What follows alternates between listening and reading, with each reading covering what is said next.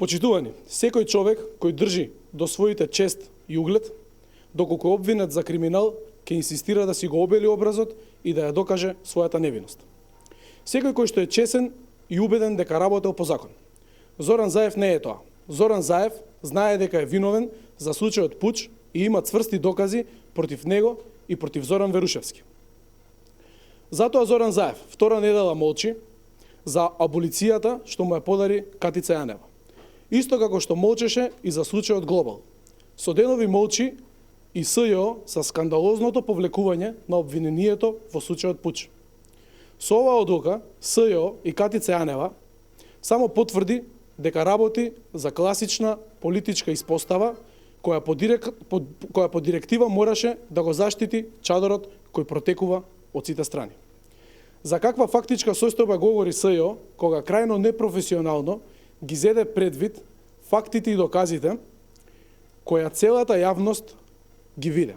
СЈО се направи слепо за законите од Skype комуникацијата во која се зборуваше за заштита од чадор, за граѓанска војна и за украинско сценарио.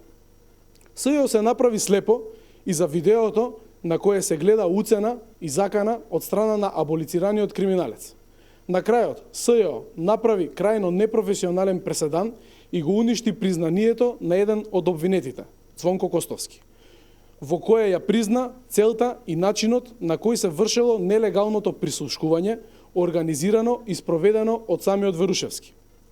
За предметот Пуч имаше правосилен обвинителен акт, подкрепен со бројни докази на кои работеа органите на прогонот. Откажувањето од Пуч беше откажување од заклетвата дека ќе се работи согласно уставите, согласно уставот и законите и ќе ги штитат интересите на државата и граѓаните. СЈО покажа дека не било формирано да го расчисти нелегалното прислушкување, туку за да го спасува криминалецот Зоран Заев и организацијата која ја направи Верушевски, кои 2,5 години ја држеа нашата држава во заложништво. Ви благодарам.